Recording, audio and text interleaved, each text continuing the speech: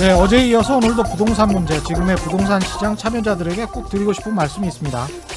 지난 3년여 동안 정부 정책이 아무리 먹히지 않는 것 같다고 하더라도 꼭 지금 확인하셔야 할 게 두 가지입니다. 첫째, 투자적 관점에서 보더라도 지금은 조심해야 하는 시기입니다.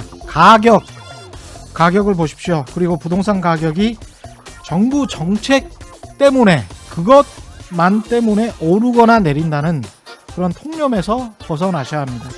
2010년부터 2013년까지 강남 아파트 가격이 30% 넘게 하락한 이유는 정부 부동산 정책 때문이 아닙니다. 산이 높으면 골이 깊습니다. 둘째, 부동산은 부동산입니다. 부동산 말 그대로 움직이기 힘든 자산이죠. 투기꾼이 아니라 실수요자로 지금 매수를 해야겠다면 팔아야 할 시점, 매도 시점의 부동산 시장이 어떻게 될 것인가 고민하셔야 합니다. 보통 1가구 1주택자라면 한 번 집 사면 10년쯤 후에 팝니다.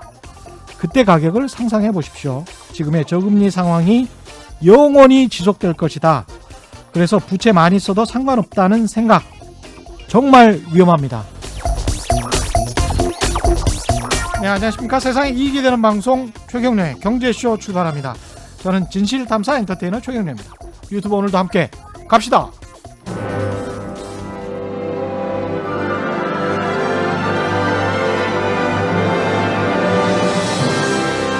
이슈 심화 토론.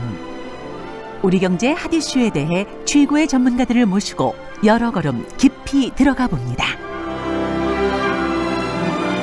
네, 최경영의 경제쇼. 어제에 이어서 오늘도 안유화 성균관대학교 중국대학원 교수, 그리고 김영익 서강대학교 경제대학원 교수 나와 계십니다. 안녕하십니까? 네, 안녕하십니까? 예. 오늘 사실은 이제 화폐전쟁, 금융전쟁, 미국과 중국, 이 이야기 아주 흥미로운 이야기인데요. 이 이야기 하기 전에 어제 질문들이 너무 많이 들어와서 어제 질문들을 좀 소화를 해야 됩니다. 피터팬님은 바이든이 인권으로 시비 걸면 중국은 어떻게 나올까요? 짧게. 오바마 때 맨날 그랬잖아요. 네, 그거는 뭐 중국이 제일 민감한 거고요. 네. 중국이 절대 양보하지 않을 문제입니다. 네, 할 수 있는 게 없어요. 그냥 티격태격하다 말 것이다. 바이든이 오히려 중국에 대해 어떻게 할 수 있는 게 없을 거예요. 바이든이 할 수 있는 게 없다. 네, 왜냐면 트럼프 같으면 관세를 확 올려버리잖아요. 말을 그렇죠. 안 들으면. 네. 근데 바이든은 그게 아니잖아요. 또 동맹국을 동원하려면 언제 동원해요? 임기가 4년밖에 없는데요. 김 교수님은 어떻게 보십니까? 남의 일에 간섭하지 말라 이렇게 나올 것 같습니다. 중국이 이거는 국내 내치 문제다. 예. 내정 간섭이다. 중국이 세계의 그 내수 시장을 좀 더 개방해야 되는 거 아니냐, YK님. 내수 시장이요? 예. 거의 다 개방했어요. 거의 다 하나만 남았어요. 그 자본시장. 자본시장. 왜냐면 그 자본 항목이 대환이 안 되기 때문에. 예. 근데 이번에도 증권회사 뭐 설립은 100% 다 가능해졌거든요. 그래서 미국의 자산운용사들이 지금 들어가서 다 100% 다 만들고 있어요. 예. 뭐 일본도 그렇고요. 그래서 그런 부분들이 됐고요. 그다음에 한국도 그게 있는데 외국인 투자 금지 목록이라고 있어요. 그렇죠, 그게 그렇죠. 매년마다 계속 업데이트가 업데이트가 근데 되죠. 그건 어느 나라나 존재해요. 한국 그렇죠. 예를 들면 반도체가 외국인이 투자 못하게 해놨어요. 그래서 그건 국가별 다 존재한 네거티브 리스트가 다 있어요. 예. 그래서 그런 영역 빼고는 거의 다 개방됐다고 거의 다 보시면 돼요. 개방됐다. 예, 예. 예. 예, 내수 산업이라면 어떤 측면인지 잘 모르겠습니다만은 예. 특히 금융산업 이야기하지 않은가 이런 생각이 드는데요. 예. 네, 작년에 은행업을 외국인한테 전부 개방해 버렸고요. 예. 그다음에 올해 보험사, 특히 증권사 올 12월에 개방하겠다 그렇게 약속했는데 이미 4월에 다 개방해 버렸습니다. 예. 네, 외국인들도 지금 중국 들어가지고 금융산업을 할 수가 있는 것이죠. 그렇군요. 그 다음에 하이드님은 이거는 좀 복잡한 문제인데, 규제자금 떠나서 빅데이터 절대량에서 밀리는데 한국이 중국 AI를 따라갈 수 있을까? 이거는 사실은 서방 선진국들도 똑같이 하는 이야기인데. 네. 그래서 중국이 지금 AI 특허로는 미국의 2배 넘게 와이퍼 등록된 특허 예. 건수로 원천 기준을 말합니다. 그래서 특허 건수로 이미 미국의 2배 넘게 장악하고 있고요. 예. 전 세계에서 AI 특허가 제일 많은 나라가 중국입니다. 그 이유는 AI가 만약에 전기밥솥이라면 빅데이터는 쌀이거든요. 예. 근데 쌀이 없으면 전기밥솥은 의미가 없잖아요. 근데 전 세계에서 빅데이터를 그래도 좀 자유제도로 운영해서 혁신하고 예. 사파할 수 있는 나라가 중국이에요. 그래서 테슬라가 중국 들어간 거고요. 예. 그런 면에서 중국이 앞으로 더 빨리 나갈 수밖에 없고요. 근데 민주주의 국가는 데이터에 민감하고요. 또 그렇죠. 국회를 통화를 해야 됩니다. 그렇죠. 그래서 시간이 걸릴 거고요. 앞으로도 계속 이게 인권 문제와 연관되면서 그렇죠. 굉장히 어려운 부분들이 있어서 음. 또 한국은 또 절대적으로 인구 규모가 작고 이러다 보니까 사실상 그런 말이 있어요. 세계에서 진짜로 빅데이터를 처리해본 기업은 2개밖에 없다. 하나는 나스닥 거래소. 나스닥 거래소. 네. 왜냐면 그 거래가 아니라 틱 단위로 전 세계 돈이 들어와서 거래가 그렇죠. 되니까 진짜 예. 빅데이터고, 그 다음에 터보, 우리 알리바바의 터보, 꽝골제. 예. 그게 아침 0시 딱 그날이 새벽부터 밤 12시까지 순식간에 매물이 몰리는 거예요. 근데 그게 14억 사람들이 주민하는 거잖아요. 와. 그러니까 그런 데이터를 처리해 본 경험은 알리바바와 나스닥밖에 없다, 이런 이야기도 있습니다. 이 빅데이터 인공지능에 대해서는 중국이 우리보다 더 앞서간다. 이게 객관적 평가인 것 같습니다. 예, 그렇죠. 그래서 뭐 최근 통계는 아닌데 2018년 통계 보니까 산업연구원에서 각 4차 산업혁명 각 분야에서 점수를 매겨놨는데 AI나 빅데이터에서는 중국이 우리보다 점수가 높습니다. 아, 그렇군요. 네. 그리고 이거는 정말 흥미로운 그 질문인데요. 김광민님, 손정희 회장, 일본 손정희 회장이 2, 3개월 내 재앙이 닥칠 수 있다면 800억 달러 규모의 자산을 현금화했다고 하던데, 이게 지금 팩트인지는 모르겠습니다만 뭘 좀 팔긴 팔았었죠. 전정희는 의도가 궁금하다. 전정희는 지금 자금 유동성 문제가 터졌어요. 아. 그래서 유동성 확보 차원에서 지난번에 그 유럽의 AMR 그 반도체 업체 있잖아요. 예. 그걸 지금 내놨잖아요. 예. 그래서 그 미국 기업이 지금 인수한다 지금 그런 상황이고, 그러니까 유동성, 왜냐면 그 후에 투자했던 미래 산업들이 다 부실화가 됐어요. 그랬죠. 그래서 지금 유동성 문제가 있는 부분이 있고요. 첫 번째.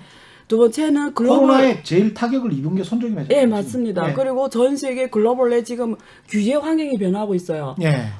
빅테크 기업들, 특히 유럽에서 지금 미국의 빅테크 기업들에 대해서 반독점 경쟁법을 들이대기 시작했어요. 그래서 규제하기 시작했습니다. 그래서 이제는 그 손정희가 투자했던 업체들이 다 빅테크 기업이에요. 그러니까 이런 기업들이 원래는 회색 지대에서 마음대로 혁신하면서 돈을 마음대로 벌어왔어요. 그래서는 전 세계 금융 감독 당국에서 반독점 경쟁 규제를 대기 시작해서 이번에 그래서 엔티파이낸스도 상당히 유예가 된 거예요. 왜냐면 이제 독점이 얘네 돼버린 거예요. 독점이 되면 어떻게 되냐면 혁신을 방해하고요. 그리고 독점 프라이싱을 해버려요. 얘네가 나의 말을 안 들으면 그렇죠. 거기서 내친기는 거예요. 고객이 손해보게 되죠. 그래서 유럽이 지금 미국의 페이스북이나 아마존이나 그 세를 매기겠다라는 거고, 중국도 알리바바나 징두나 텐센트에 한해서 반독점 경쟁 규제를 지금 하고 있어요. 그래서 손정희나 이런 사람 정도면 그런 정보를 먼저 한단 말이에요. 그러면 주가가 떨어지게 돼 있거든요. 그렇죠. 그래서 먼저 털고 유동성을 확보하고 나중에 또 엄청 싸지면 다시 들어가겠죠. 그러니까 이 사람들 그런 걸 잘하는 사람들이니까 그렇죠. 그런 측면도 있고요. 이쪽에 이제 벤처 캐피탈리스트니까요. 그렇죠. VC잖아요, VC. 어떻게 보십니까? 그래서 미시적 측면에서는 안 교수님 말씀이 뭐 그대로일 것 같고요. 근데 거시적 측면에서는 좀 빠르기는 하는데 이번 주에 그 파이낸셜 타임즈 마틴 울프라는 유명한 칼럼니스트가 있거든요. 이분이 머지않아 인플레가 온다. 우리 기존 생각을 전부 바꿔야 된다. 1980년부터 지금 거의 30년 가까이 디플레 시대가 진행됐거든요. 찰스 굿하트 책 인용했던 것. 그렇죠. 근데 인플레 시대가 조만간 도래할 것이다. 그러면 각국의 중앙은행이 금리를 인상할 수밖에 없는 것이죠. 저도 그거 보면서 아주 아찔했습니다. 각 경제 주체가 지금 부채가 너무 많거든요. 국가에 따라 다르지만 가계, 기업, 정부 다 부실해졌어요. 이 부실 문제가 한번 터질 수가 있다는 것이죠. 지금 당장은 아니지만은 그렇습니다. 저 앞으로 몇 년 이내에도 올 수가 있어요. 그렇습니다. 이런 문제를 한번 생각해 보면은 우리가 리스크 관리도 좀 해야 되겠다 그런 생각이 듭니다. 그런 측면에서 오프닝에서도 제가 부채 문제 계속 말씀드렸는데 정말 조심해야 돼요. 차라리 지금 저금리 상황에서 부채를 줄여놓으시는 게 나중에 큰 기회를 오히려 잡으실 수 있을 것 같아요. 그래서 유동성 확보가 중요한 유동성 확보가 중요합니다. 그래서 부동산 아까 사이클이 있다고 말씀하시는 것 같은데 사이클이 있거든요. 예. 그러니까 제가 2010년에 한 아파트에서 전세 살았는데 그때 무슨 걱정을 했냐면요. 그때 전세 가격 떨어지고 아파트 가격도 떨어졌거든요. 예. 혹시 아파트 가격이 전세 가격 밑으로 떨어져 가지고 전세금을 못 받지 않을까. 깡통 전세. 예. 지금 강남에 그런 일이 나오고 있어요. 예, 그게 예, 예. 10년 전이었거든요. 예. 그러니까 모든 경기나 자산가에 그런 사이클이 있는데 예, 지금은 그런 사이클도 한번 생각해 볼 때라고 저도 보고 있습니다. 특히 이제 부채가 많은 상황에서 가계부채가 많은 상황에서 그 사이클에 맞닥뜨리면 그건 정말 자산관리 입장에서는 아주 안 좋은 경우거든요. 그러니까 자산을 지키시는 게 중요해요. 자산을 지키시는 게. 예. 근데 금리를 올릴 환경이 점점 어려워지는 게요. 예. 금리를 올리려면 미국 경제가 좋아져야 돼요. 그렇죠. 예. 예. 근데 바이든이 지금 하는 공약들을 보면 관세를 올리겠다 그러고, 그 다음에 돈을 푸는 건 3조 9천억 풀겠다 그러고, 예? 그래서 지금 이미 이번에 트럼프가 지금 코로나 극복하면서 3조 달러 넘게 돈 풀었잖아요. 거기에 대해서 금리를 1%로 매겨봐요. 얼마인지. 300억이잖아요. 그렇죠. 그러니까 뭘 내요? 그리고 바이든이 와서도 돈 더 풀 거예요. 왜냐면 그렇죠. 올리는 예. 즉시 경제 주체들이 더 파산이에요. 예. 그러니까 실물 경제가 자기 자체 체질이 약한 상황에서 금리를 올려버린다? 이거는 내가 알아서 국가 경제를 죽여버리겠다는 거예요. 그렇습니다. 원래 말처럼 쉽지 않고요. 예. 그리고 어려워질 거고, 한국도 똑같아요. 한국 가계부채가 1,600조 되잖아요. 1,800조. 금리를 처음에 1.1만 올려보세요. 얼마예요, 그 이자가? 맞습니다. 그건 누가 담당합니까? 예. 경제가 이렇게 나쁜데. 그렇죠. 그래서 예. 저는 솔직히 바이든이 말하는 거랑 저는 이번에 좀 소름 끼친 게 바이든이 말하는 모든 게 누군가 하고 너무 똑같은 거예요. 그 누구는 말 안 할게요, 누군가가. 예. 그래서 말하는 거하고 예. 하우가 안 보인다는 거지. 알겠습니다. 예. 지금까지 이제 질문은 다 받은 것 같고 화폐 전쟁 이야기를 해야 되는데 중국이 일단 디지털 화폐를 세계 최초로 민간인을 상대로 디지털 위안화를 시범 발행을 했습니다. 일단은 이게 뭔지 그 다음에 왜 이러는지 좀 짐작이 가는 부분이 있는데 어떻게 보십니까? 뭐 예. 일단은 듣는 분들 어느 만큼 DCP에 대해서 공부를 하셨는지 잘 모르겠고요. 예. 일단 이래요 상황을. 예. 그 4월에 예. 중국의 강서성,江苏省, 예. 수조, 서주시에서 예. 공무원들을 상대로 예. 그 월급 중에 교통비를 DCP로 지급했어요. 디지털 위안화로. 예. 예.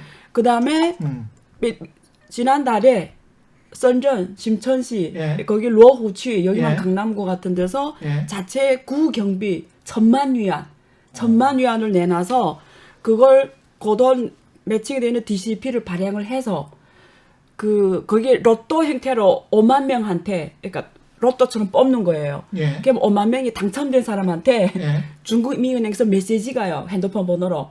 그럼 그 메시지를 딱 누르면 중국인민은행의 DCP 앱에 다운받을 수 있어요. 그럼 그 핸드폰에 그 앱이 딱 뜹니다. 예. 카카오톡처럼. 그럼 그 앱을 딱 눌러가면 예. 200위, 한 사람당 200위안씩 준 거거든요. 우리 돈으로 얼마나 됩니까? 한 37,000원? 37,000원. 예, 200위안이 딱 떠요. 네. 그게 DCP입니다. 예. 그래서 위로 딱 미면 지출, 소비할 수가 있고 잔돈이 있을 거 아니에요. 예. 그럼 아래로 이러면 잔돈을 받는 거예요. 그래서 본격적인 전 세계에서 처음으로 디지털 통화를 민간을 상대로 발행을 한 겁니다. 예. 다시 말해서 중국은 이미 DCP 시대가 열렸어요.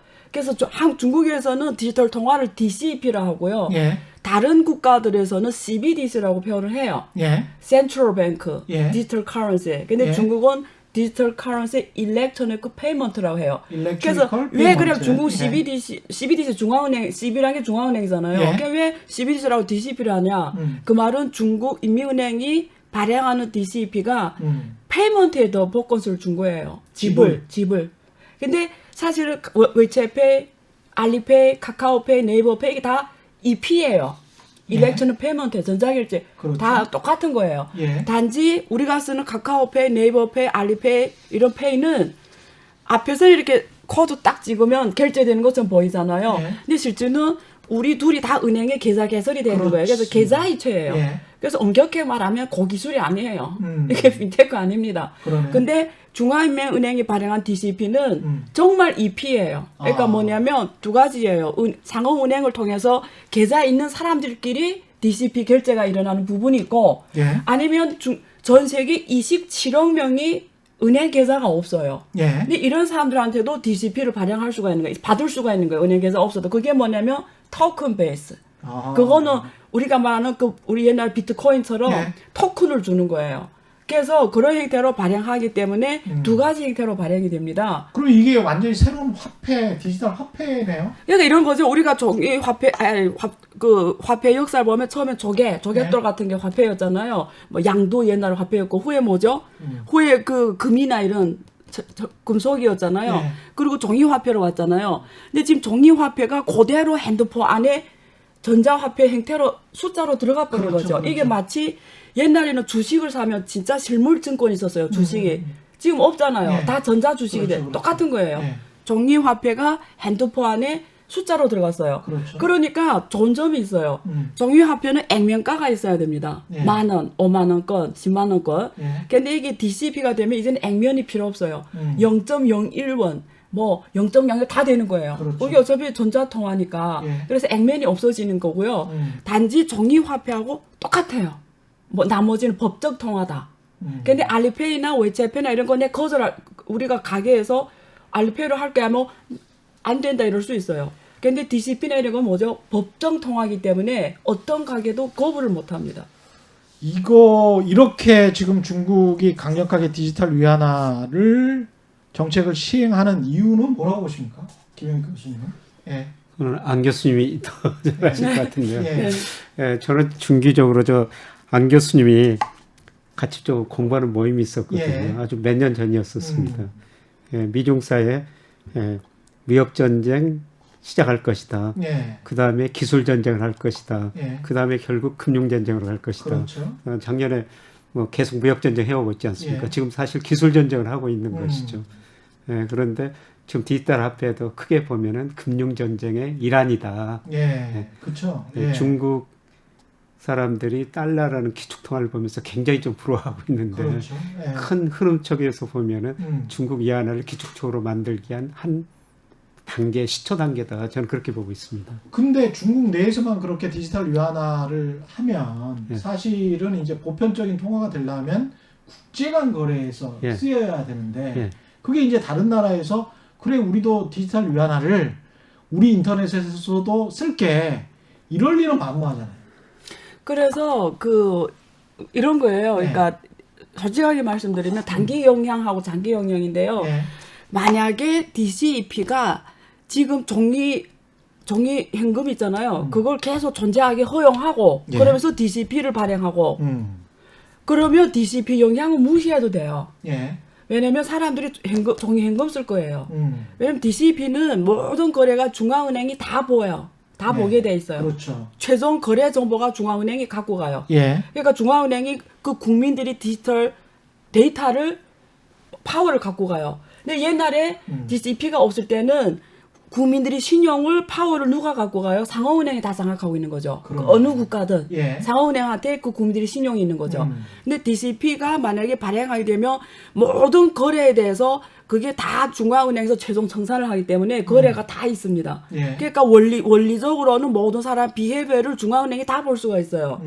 그렇기 때문에 익명성이 그렇지만 그게 법적으로 그걸 뭐 개인 활용 못하게 돼 있으니까 무시해도 되는데 예. 그래서 우리 느낌이 안 좋잖아요. 특히 예. 로비하거나 불법적인 행위하는 사람들은 DCP를 안 쓰겠죠. 종이 현금을 쓰겠죠. 예. 근데 종이 현금을 갖다가 이제 법적 통화 아니다 국가에서 선포를 해버리면 할 수 없어서 종이 현금을 다 갖다가 DCP로 바꾸고 이 지하금융도 다 양성화가 되면서 국가 경제의 투명성을 높이는데 기여를 할 거예요. 근데 만약에 종이 현금을 계속 갖고 간다고 할 때는 종이 현금은 확실히 익명성이 보장되기 때문에 예. 이게 DCP 역할은 다른 나라 CBDC예요. 거의 무시해도 돼요. 그래서 이걸 토론하면 DCP라는 게 어디 종이 현금을 같이 갈 것이냐 대체할 것이냐 아주 큰 이슈입니다. 근데 만약에 대체를 해버리면 달라요. 일단 예. 첫 번째. 예. 그리고 두 번째는 DCP에다 금리를 줄 거냐 안 줄 거냐 이거예요. 예. 예를 들면 내가 앱을 다운받았어요. 그럼 내가 그 앱에 내 잔액에 그럼 카카오페이 잔액이 있을 그렇죠. 거 아니에요. 그것처럼 네. 잔액이 얼마 남았잖아요. 그게 DCP에다가 중앙은행에 금리를 줄 거냐 안 줄 거냐 문제 있어요. 그럼 완전히 은행의 기능. 그럼 은행의 기능, 그게 M1이 되거든요. 그러네요. 그러면 상업은행을 구축시키는 거예요. 그러네. 그러면 제일 쫓아낸다는 거죠. 그렇죠. 그럼 제일 안전 자산이 오히려 DCP가 되고 사람들이 중앙은행이 얘네보다 아니 상업은행이 얘네보다 금리를 더 높게 주지 않으면 상업은행에 예금을 안 할 거예요. 그렇잖아요. 예. 근데 상업은행 예금을 더 높게 주면 상업은행의 어카운트를 갖고 가겠죠. 그렇죠. 예, 그러니까 상업은행이 코스트가 올라간다라는 거죠. 예. 그러면 대출을 통해서 마진을 버는 애들이 상업은행의 이익이 줄어들게 돼 있어요. 그러면 얘네들이 상품 많이 만들어가지고 다른 데서 돈 벌어야 돼요. 그러니까 전반적인 금융 시스템이 변화되기 시작하는 거예요. 그리고 많은 분들이 이게 알리페이나 웨체페이를 대체하는 거 아니고요. 이게 발행할 때 채널이 상업은행을 통할 수도 있고 알리페이하고 테센트페이를 통해서 발행이 돼요. 그렇게 만들었어요. 그래서 알리페이하고 테센트페이를 대체하는 게 아니라 예. 채널이에요, 그냥. 그래서 앞으로는 우리가 주목해야 될 게 M1을 대체하냐 이거고요. 예. 그 다음에 그럼 중앙은행이 왜 이걸 만들었을까? 중국인민은행이 보면 상업은행이 말을 안 듣는 거예요, 잘. 예를 들면 이번에 코로나 때문에 경제가 나쁜데 중소은행 대출해라 저러는데 상업은행이 예 하고는 실제는 안 해줘요. 왜냐면 부실화 될 거 알 거니까. 중국도 마찬가지군요. 똑같아요. 그래서 중앙은행이 이렇게 하는 거죠. DCP가 내가 전문 용어를 안 써서 그렇지만 DCP라는 게 쉽게 말하면 뭔지 아세요? 예. 프로그래밍이에요. 프로그래밍. 예, 무슨 말이냐면 그게 화폐인데 프로그램으로 되어 있어요. 코드로. 그러면 만약에 상업은행이 안 해주니까 내가 직접 할 수 있는 거지. 그 돈이 저 중소기업에 갔을 때만 활성화되게 프로그램 할 수가 있어요. 예, 그런 면에서 통화정책 주도권을 중앙은행이 갖고 갈 수가 있는 거고요. 그러면 대출을 결국 할 수 있다면 M2를 대체하는 거거든요. 예. 그러면 이 전 세계 금융 질서가 변하게 돼 있어요. 그러네. 예, 그래서 그런 걸 주목해야 되고 한국은 도대체 어떻게 할지 지금 모르겠고요. 그리고 만약에 우리 김 교수님 말씀하신 것처럼 만약에 뭐 달러 시스템 하에서 어떤 이런 중국이 자체 이 위안화 국제화 시스템을 갖고 가고 이러려면 이게 본질적으로 보면 그 국가의 신용이 핵심이에요. 그렇죠. 화폐라는 게 국가의 신용이거든요. 근데 중국을 신용 국가로 생각한 나라가 많지가 않기 때문에 예. 위안화를 별로 안 쓰려고 할 거예요. 왜냐하면 위안화는 항목이 자유롭게 태환이 안 되잖아요. 예. 그러니까 마음대로 태환이 안 되는 돈을 누가 그걸 결제에 쓰겠어요. 예. 그래서 지금 전 세계 국제무역 결제에서 위안화가 차지하는 비중이 2% 안 돼요. 1.87%.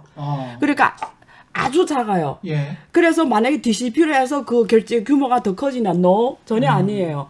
근데 그런 건 있어요.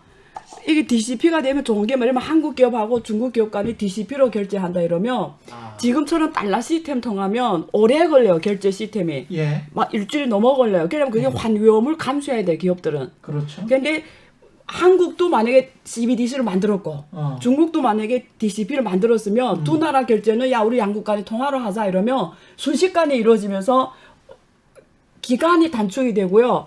옛날에 그 달러 칩스 시스템을 쓰면 비용이 너무 얘네들이 독점이니까 너무 비싸게 받는 거예요. 예. 크로스보더 결제 수수료를. 예. 근데 우리 직접 하면 수수료도 국제 간 거래 수수료도 줄어들고요.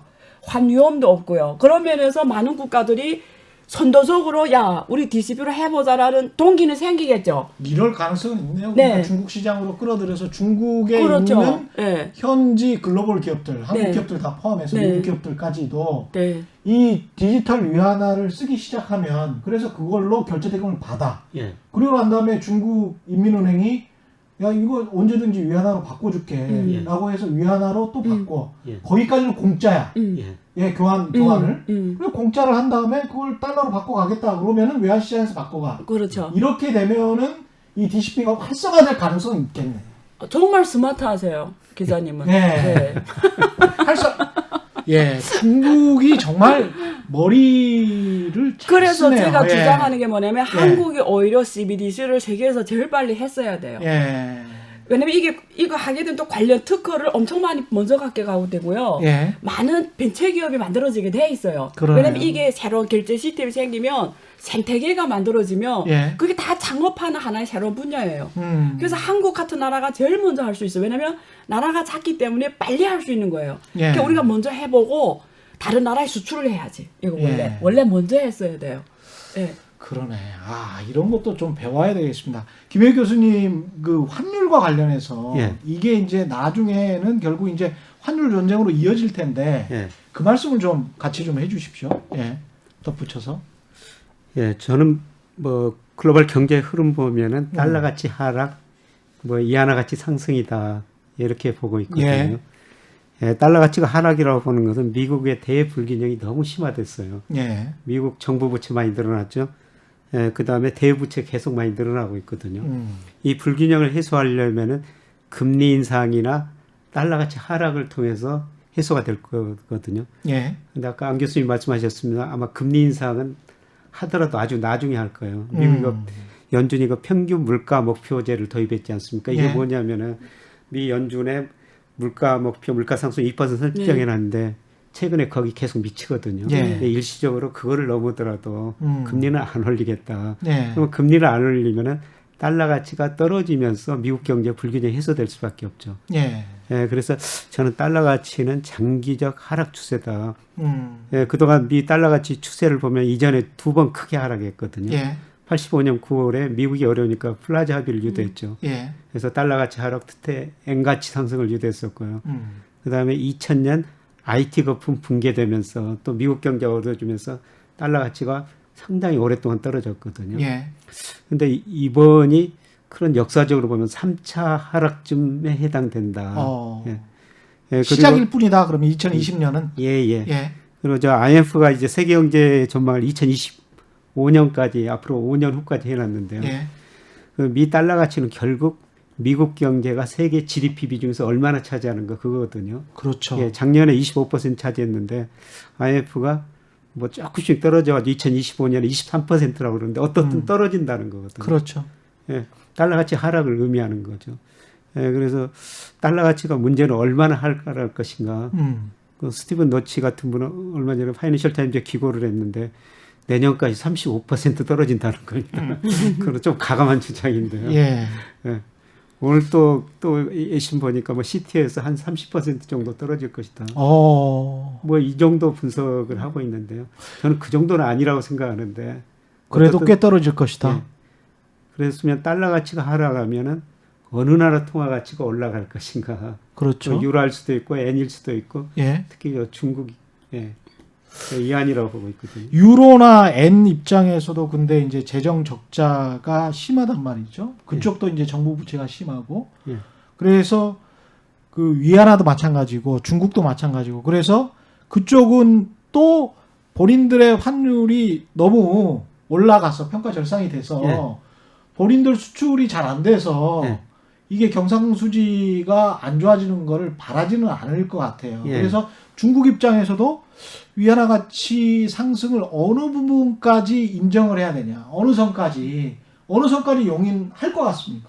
그게 바이든 정부와의 첫 번째 협상 주제예요. 예. 그래서 결국은 바이든이 올라와서 가장 처음으로 중국과의 마찰이 환율에서 생길 거예요. 그렇겠죠. 예, 그래서 혹자는 환율 전쟁이라고 하는데 뭐 전쟁까지는 모르겠는데요. 어쨌든 환율을 중국 정부는 관리 변동 환율제니까 자기 수요에 따라서 숫자를 뭐 이게 목표면 이렇게 가고 이게 이렇게 한단 말이에요. 예. 미국하고 친한 뜻을 나타내면 절상시켜주고 미국이 화나게 만들면 일부러 절하시키고 막 이러면서 하는 거잖아요. 그래서 그렇죠. 저 국내 예. 경제 환경에 따라서. 예. 근데 바이든의 입장을 제가 보충해서 말씀드리면 바이든은 관세를 올리는 주의자잖아요. 예. 그러면 미국 국내 기업들이 비용이 상승하기 때문에 그만큼 환율을 통해서 비용을 떨어뜨려 줘야 돼요. 예. 그렇잖아요. 25% 올리면 환율을 통해서 달러를 25% 절하시키면 결국은 미국 상품 경쟁력이 상세 해지되는 거잖아요. 예. 그래서 바이든은 약달러 정책으로 갈 수밖에 없어요. 지금 자기가 말하는 걸 하려고 하면. 예. 그렇죠. 그리고 또 돈을 풀 수밖에 없고요. 그리고 코로나가 지금 백신 나오지만 내년에 어떻게 될지 몰라요. 저는 굉장히 오래 갈 것 같아요. 그래서 예. 그런 면에서 당분간은 약달러로 갈 수밖에 없고 그러면 그 말은 다른 말로 하면 중국 보고 위안화 강세로 가달라는 거죠. 예. 우리가 어려울 때 얘네 좀 희생해 뭐 이런 뜻이에요.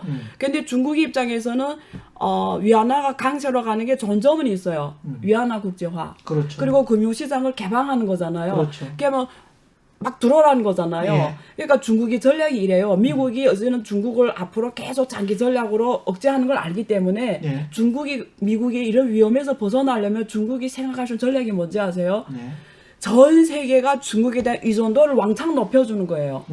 그러면 바이든이 동맹국을 동원할 때 동맹국들이 말을 잘 안 듣는 거죠. 아. 왜냐면 이거는 현금이 왔다 갔다 하는데 바이든이 내 말 들어 이러면 듣겠어요? 바로 내 손실로 해주고 민주주의 국가는 임기제잖아요. 4년 그렇죠. 5년 하는 단기 예. 행정부가 바이든이 너 동맹국이네 내 말 들어. 근데 당장 들으면 내 앞에 돈이 없어지는데 나는 지금 투표를 받아야 되는 사람이고 그렇기 때문에 중국의 전략은 장기적으로 전 세계의 질서 속에 더 깊이 들어가서 전 세계 국가가 중국에 대한 의존도를 더 높여버리는 거예요. 그러면 대마불사라는 뜻이 있잖아요. 너무 크기 때문에 중국을 죽이면 다 같이 죽는 거죠. 그러면 그렇죠. 바이든이 아무리 동맹국 동원해도 말 잘 안 듣게 돼서 그게 오바마 때 심리해서 말 안 들은 거예요. 그래서 트럼프가 말하는 게 효과 없다라는 거예요. 그래서 근데 그때보다 훨씬 지금 커져버렸잖아. 더 커지면 그래서 난 바이든에 대해서 네. 하우가 없다라는 게 그래서 하는 거예요. 어떻게 할 수 있는 방법이 별로 없다. 왜냐면 오바마 때 심리했잖아요. 사실은. 이게 지금 사례로 나타나고 있는 게 네. 독일의 폭스바겐 같은 국민 기업들이 맞아요. 중국에 너무 인발부가 맞아요. 돼 있기 때문에 맞아요. 폭스바겐이 중국에서 타격을 입는 걸 독일 정부는 너무 싫어하거든요. 맞아요. 그런 측면에서 이제 미국에서 도와달라고 하면 독일은 굉장히 좋아할 수밖에 없는 그런 상황이 지금 계속 연출이 되거든요. 야, 예. 그 아메리카 팩토리 보면 있잖아요. 가슴으로 확 느껴요. 예. 미국이 왜 미래가 없는지를 미안하지만. 그래서 근데 이게 지금 예. 이제 중국이 위안화 가치가 상승을 하는데 우리가 85년 일본 플라자 합의 때를 보면 91년부터 일본이 이제 자산 거품이 붕괴되는 그 시기가 있었는데 한 6년 동안 일본 자산 시장이 역으로 보면 엄청나게 좋았거든요. 예. 맞아요. 엄청나게 맞아요. 좋았어요. 맞아요. 예? 그러면 중국도 취해서 위안화 가치가 상승되고 중국으로 막 투자가 막 들어오고 뭐 다 좋아. 부동산도 좋고 채권도 좋고 주식도 좋고 다 좋아. 그 어떤 막 술 독주를 뭐 마시는 그런 상황인 거죠. 그러다가 이제 사람이 취해가지고 한 몇 년 후에 일본처럼 낙다운될 가능성 여기에 관해서는 생각을 안 해도 될까요? 아니죠. 그래서 단기에 봐서는 네. 우리가 지금 예년에 투자 자산을 고민하고 있는 거잖아요. 네. 그러길래 단기에는 단기는 좋다. 단기 위안화 자산의 투자가 가장 수익률이 확실적이라는 거죠. 왜냐하면 올해만 위안화 환율이 7% 절상이 됐어요. 예. 그다음에 10년짜리 위안화 국채가 3%를 줬잖아요. 3에서 3.5%. 예. 그러면 10.5%잖아요. 예. 근데 미국은 거꾸로예요. 10년짜리가 요즘에 올라서 0.9%지만 전에는 예. 0.6%였어요. 그 달러는 줘라고 오히려 마이너스예요. 그렇죠. 근데 전 세계에서 10% 줄 수 있는 자산이 뭐가 있습니까? 예? 그렇기 때문에 단기는 우리는 그러니까 돈을 벌려면 들어가는 타이밍과 나오는 타이밍이 중요해요. 즐길 수 있을 때 즐겨야 된다. 예, 그래서 내가 나의 투자 기간을 정해서 맞는지를 확인하고 예. 액션을 취하고요. 첫 번째 포인트. 두 번째 예. 길게 봤을 때 예. 지금 말씀한 길게 보는 거잖아요. 예. 굉장히 일리가 있고요. 길게 봤을 때 결국은 자본이 들어가서 중국의 금융자산 가격이 다 올라가게 돼 있어요. 이러면. 그렇죠? 근데 중국의 실물 펀더멘탈이 그걸 받쳐 못 주고 금융자산만 올라가는데 그게 결국 버블이거든요. 예. 그러면 그게 일본처럼 붕괴가 되면서 결국은 중국은 결국 다시 중진과 함정이 빠지게 돼 있어요. 그렇죠. 그래서 중국이 이런 것들을 극복하려고 만든 게 쌍순환이에요. 그래서 무슨 말이냐면 결국은 중국 국민들이 소득 수준을 올려서 예. 국민들이 소득이 올라가면 소비를 확대하잖아요. 예. 그러면 중국 경제가 그 자기절로 소비를 돌아갈 수가 있잖아요. 내수에서 충분히 커버하는 거죠. 그걸로 해지가 되는 거죠. 예. 근데 그러려면 전제 조건이 뭐냐면 중국 사람들이 소비를 올라가려면 지금처럼 노동력을 팔려면 임금 소득으로 어떻게 잘 삽니까? 그렇죠. 사람의 소득은 임금 소득과 캐피탈 게인이 있어요. 그렇죠. 캐피탈 게인이 들어려면 자본시장이 커야 돼요. 예. 큰 물이. 그러면 이 자본시장 발전시켜야 되는 거예요. 금융소득으로. 예, 금융소득. 그래서 그다음 두 번째 포인트가 뭐냐면 이제는 밸류 체인이 그러니까 그 제조업의 구조가 고부가가치 산업이 주도 산업으로 들어와야 돼요. 예. 그래야 내 임금이 높아지는 거예요. 그렇죠. 김밥을 팔아서 언제 내가 임금을 높일 수가 있습니까? 그러니까 이제 반도체 같은 산업이 들어와서 사람들이 거기서 일을 해야 내 월급이 몇백만 받을 수 있으면서 거기 10%만 써도 소비를 크게 할 수가 있잖아요. 예. 그러니까 중국 사람 소비 수준을 올려주려면 고부가 산업이 주도 산업 들어와줘야 돼요. 그게 중국이 말하는 내순환의 본질입니다. 그래서 그걸 과거에 한국에서 수입했던 그 중간재 부품들을 중국 기업들이 공급하게 해서 중국 사람들이 거기서 일을 시켜서 고소득으로 만들어주겠다라는 거예요. 예. 그래서 국산화를 70%로 하겠다라는 거거든요. 그러면 중국의 중간재를 수출하던 기업들이 앞으로는 위기가 오는 거죠. 예. 근데 중국이 지금 생각대로만 그게 실현이 되면은 중국이 자체 워낙 14억의 인구이기 때문에 자체 소비로 양성순환하게 그걸 해지하면서 갈 수가 있는 거예요. 그런 위험을. 예. 근데 그게 생각대로 되냐는 다른 이슈지만 그렇죠. 예. 그림은 그렇다는 거예요. 예. 아, 재밌네. 예. 우리 입장에서는 지금 앞으로 올 위안화 가치의 상승, 달러 하락 이걸 즐길 수가 있습니까? 김영익 교수님? 예, 제가 어제 중국에서 금융으로 국부를 해야 된다 예. 이런 말씀을 드렸는데요. 예. 85년 그 플라자 합의 때는 우리가 실물 경제를 한 단계 더 해갈 수 있었어요. 예. 85년 9월 달에 미국이 달러 가치 하락 유도하고 엔 가치를 48%나 상승시켰거든요. 예. 85년 9월에서 87년 12월 사이에 1년 반도 안 됐는데. 아이고. 그러니까 엔 가치가 그렇게 상승하니까 일본 수출 기업들이 아우성을 치죠. 우리 어떻게 수출해서 먹고 살라는 거냐. 그래서 일본 중앙은행이 경제도 좋은데 금리 인하를 해줘요. 예. 그래서 일본 자산 가격에 엄청난 거품이 네. 발생한 거죠. 예. 그래서 90년대부터 이제 금리 인하니까 자산 가격 거품 붕괴되면서 일본이 어려워졌고요. 그렇죠. 이때 우리 돈이 일본 엔에 비해서 73%나 떨어집니다. 우리 수출 기업들 얼마나 좋았겠어요. 그랬겠네요. 네, 그 당시 예. 또 좋은 게 두 가지가 있었는데요. 미국이 어려우니까 사우디를 부추깁니다. 야, 원유 좀 생산 좀 늘려봐라. 아. 그래서 유가가 배럴당 32달러, 7달러로 떨어져요. 7달러? 예.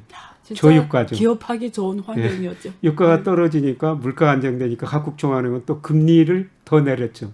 그게 3조 원 아닙니까? 그렇죠. 예. 그래서 저금리, 저유가, 맞아요. 저금리, 저달러, 예. 엔강세. 삼점. 예. 예. 이거로 우리 수출 엄청 되면서 86년, 88년에 우리가 연평균 12% 뭐 단군 이래 최대 호황이었다 이런 이야기까지 나왔었거든요. 지금 거의 비슷한데요. 저금리, 저유가, 예, 그다음에 저달러.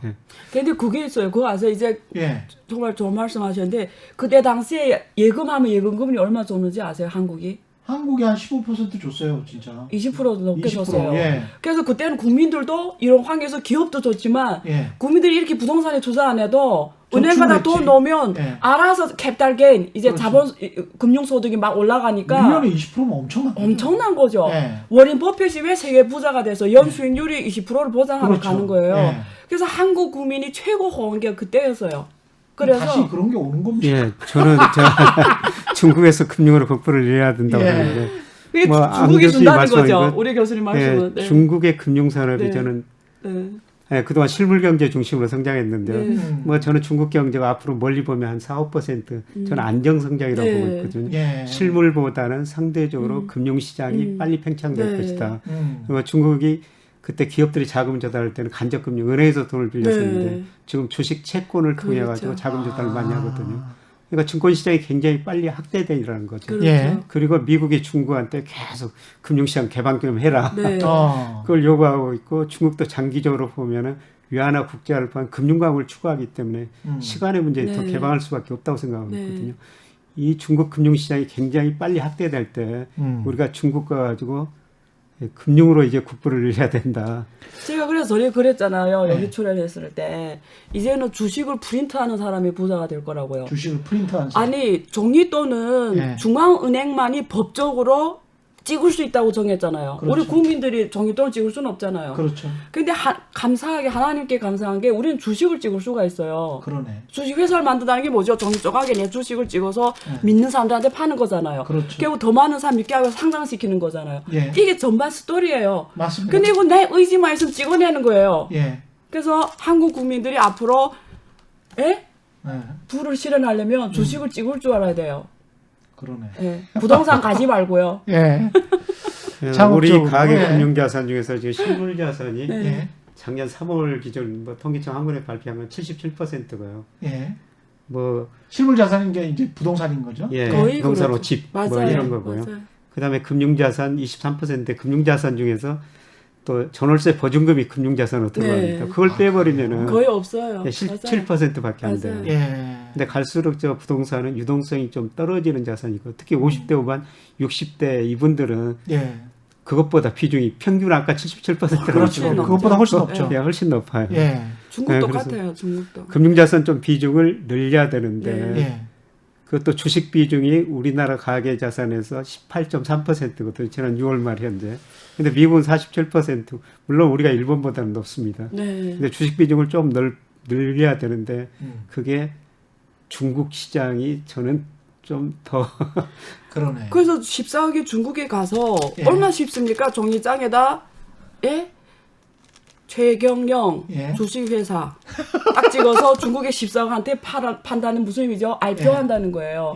그래서 14억인과 최경영 주식 사가지고 이거 오를 거라고 믿는 거잖아요. 거기까지 하면 게임 끝이잖아요. 그렇죠. 그러니까 이런 일을 하라는 거예요. 이렇게 돈 버는 겁니다. 근데 이제 부동산 지금 말씀 듣다 보니까 이런 생각이 드네요. 소비뿐만이 아니고 야 투자할 돈도 없겠구나. 한국 개인 투자자들은. 왜냐하면 70-80%를 부동산에 놔뒀으니까 아니 10억이 있다고 하더라도 개인 자산이 네트로 나는 순자산이 10억이나 있어. 근데 8억을 부동산에 묶여 있는 거예요. 그럼 2억밖에 없는 거고 그 중에서 또 일부는 뭐 다른 데 묶여 있고 그러면 1억 정도만 남아 있을 거 아니에요. 그러면 1억 가지고 이제 투자를 하면 투자 수익이 얼마 안 나올 거 아닙니까? 그러니까 한국에서 순자산 10억이면 그래도 중상층에 속하는 건데 그런 사람의 투자 자금의 여력도 부족하네. 그러면 부동산 시장이 정말 어떻게든 정상화가 돼서 이쪽에서 자금을 좀 빼서 그렇죠. 주식으로 좀 많이 가야 금융시장 활성화돼야 우리의 전반적인 그 부도 늘어날 가능성이 있겠다. 그런 생각이 드네요. 근데 문제는 이 정부가 액세스를 막아놨기 때문에 지금 갖고 있는 사람들이 팔려고 해도 팔 수 없는 이유가 양도소득세를 올린 문제뿐만 아니라 보유세를 올려놓으니까 들어올리는 사람도 이제는 보유하는 게 비용이 너무 크니까 안 살려고 하잖아요. 그렇죠. 그러니까 이게 들어온 사람도 보유세 때문에 못 들어오고 팔려고 하는데 거의 절반의 양도소득세를 내야 되고 그러니까 이게 양쪽에서 다 손해인 거죠. 그래서 지금 정책으로는 부동산 시장이 그냥 스톱이 되어 있는 거거든요. 이렇게. 그렇죠. 그러니까 전세만 올라가요. 지금. 그래서 지금 강남에 어떤 아파트는 전세 가격이 아파트 가격이 다 올라가 버렸어요. 그 말은 부동산이 이미 내가 이미 가격은 꼭지 찍은 거예요. 내가 전에 돈을 받으면서 하는 거잖아요. 이런 투자가 어디 있습니까? 그러니까 이건 완전히 잘못된 거거든요. 그러니까 이 정책이 잘못됐다라는 거예요. 그러니까 다시 검토를 해야 돼요, 사실. 이렇게 막 호텔을 고쳐서 하는 일이 아니에요. 지금 화폐 이야기를 하고 있으니까 금 같은 대체 투자 있지 않습니까? 달러에 항상 대체 투자로 나오는 금 같은 경우는 어떻게 될 것 같습니까? 저는 금값 상승세가 더 이어질 거라고 보고 있습니다. 온스당 얼마 전에 2,050달러까지 갔다가 지금 1,850, 1,900 여기서 움직이고 있는데요. 제가 그 금값을 결정하는 세 가지 요소, 중요한 요소 보니까 달러 지수였고요. 그 다음에 세계 유동성, 그 다음에 인플레이션이거든요. 근데 저는 앞서 달러 가치가 한 4, 5년 하락할 것이다 이렇게 말씀드렸습니다. 이거는 금값 상승 요인이고요. 그 다음에 경쟁적으로 지금 한일 전쟁하면서 돈을 풀고 있거든요.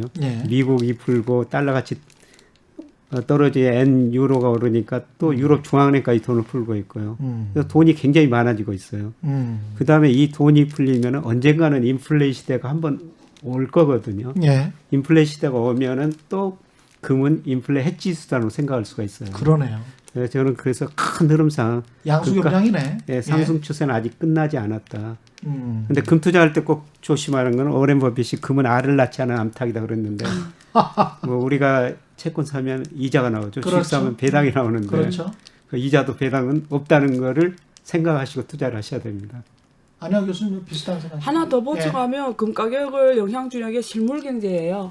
왜냐면 이게 금이라는 게 또 무슨 속성이냐면 희귀금속이잖아요. 그러니까 실제 우리 물건 만들 때 들어가요. 그 핸드폰에 다 금이 들어가거든요. 그러니까 실물 하나의 원재료거든요. 그래서 보통 만약에 우리가 코로나가 잘 극복이 되고 백신이나 치료제나 경제가 회복된다고 가정하면 그 말하면 실물 경제가 올해 말 내년 회복된단 말이잖아요. 그렇죠. 그러면 실물 경제가 상승한다는 거는 이런 희귀금속 이 원재료 가격 시장이 올라간다라는 그러네. 거예요. 그런 면에서 금 가격의 상승 요인도 있어요. 그런 측면에서도 있다. 그리고 금이라는 거는 또 어떤 영향이 또 우리가 체크해야 되냐면요. 예. 글로벌에 어떤 리스크 사건이 터져요. 예. 글로벌적인. 예를 들면 옛날 같은 리만 브라더스 이런 충격 샥이 와요. 예. 이럴 때는 금은 안전자산에 속하거든요. 그렇죠. 그래서 안전자산으로서 이런 수익성을 안 따지고 보유해놓고 있는 거죠. 그래서 요즘에 또 비트코인도 엄청 올라가고 있잖아요. 예.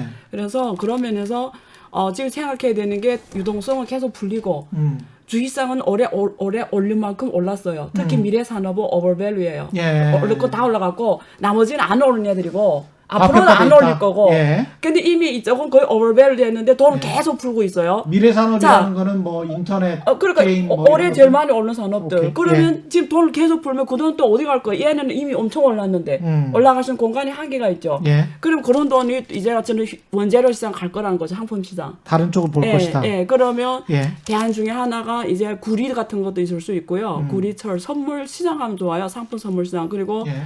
지금 금도 하나의 대안이 될 거고요. 예. 시간이 뭐 한 3, 4분밖에 안 남아서 내년에 글로벌 투자 지금 두 분이 공통적으로 말씀하시는 거는 사실은 김영익 교수님도 미국은 별로 안 좋을 것 같다. 달러 가치 하락 때문에. 그래서 이제 중국 쪽을 두 분은 다 공통적으로 중국 투자 좋다라는 말씀이 있잖아요. 그러면 중국 투자를 할 때 유의해야 될 점, 조심해야 될 점.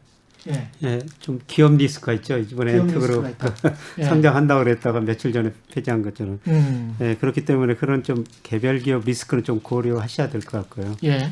예, 그래서 저는 그 중국 내수 1등주로 구성된 예. 뭐 펀드, 랩, 뭐 ETF 뭐 이런 다양한 상품에 간접적으로 투자하지 좋지 않을까. 내수 그런 생각을 1등주로. 하는데. 그러니까 어제도 내수 이야기를 하셨잖아요. 예. 그게 합리적이겠네. 예. 예. 개별 기업은 우리 저 안 그렇죠. 교수님께서 그 중국 경제가 이제 4%, 예. 5% 성장률이 떨어져도 산업별, 기업별로는 엄청난 차별화가 심화될 거거든요. 맞아요. 그렇죠. 예. 예. 그 중국 GDP가 앞으로 5개년 계획 이번에 어종전에서 미래 5개년 계획 냈잖아요. 기대하는 수익률 이게 우리가 2015년부터 2020년까지는 13차 5개년 계획 당초 목표가 6.5%였어요. 예. 근데 올해 경제가 다운되는 바람에 못 실현할 것 같아요. 근데 어쨌든 2021년부터 2025년까지 14차 5개년 계획 목표가 그냥 한 5%로 생각하고 있는 것 같아요. 5에서 5.5%. 예. 그래서 중국에 대한 투자 기대 수익률이 5에서 5.5% 보면 되고요. 예. 근데 개별 섹터 예를 들면 교육시장, 이 교육산업은 20% 이상 성장해요. 예. 제약바이오도 20% 무슨 말이면 여기다 예. 투자하면 20% 이상 수익률을 만들어간다는 거예요. 캐피탈 게인을. 예. 그래서 이런 산업들이 굉장히 많습니다. 예. 그래서 이런 산업들이 주목을 하고요. 마지막으로 공부를 하세요. 공부를 하시죠. 그냥 투자하면 안 돼요. 예. 공부를 하고 해야죠. 예. 어제도 계속 교육 쪽 말씀하셨고 네. 제약 바이오. 네. 근데 교육도 뭐 상당히 돼 있는 것들이 있습니다. 엄청 많죠. 아, 예를 들면 그래요? 스웨어스 이런 온라인 공부해야 되겠네. 야 장난 아니에요. 그때가 한번 이제는 중국 교수들도 대학 교수 할 필요 없어요. 예. 그래서 어느 과목을 가르치잖아요. 우리 원화로 몇 천만 버는 건 더 일도 아니에요. 대학 교수 하면 그 월급이 부교수라도 우리 돈으로 100만 원 안 돼요. 예. 대학 부교수가. 예. 근데 거기서 내 강의만 메리트 있게 섹시하게 잘하면 예. 우리 돈으로 몇 천만 번다니까요. 대학이 이제 어떻게 하겠어요? 알겠습니다. 오늘 말씀 감사합니다. 아주 많은 도움이 될 것 같습니다. 지금까지 안유아 성균관대학교 중국대학원 교수 그리고 김영희 서강대학교 경제대학원 교수 두 분과 함께했습니다. 고맙습니다. 예, 고맙습니다. 네, 최경령의 경제쇼 여기까지입니다. 저는 KBS 최경령 기자였고요. 다음 주 월요일 4시 5분에 다시 찾아뵙겠습니다. 지금까지 세상 이익이 되는 방송 최경령의 경제쇼였습니다. 고맙습니다.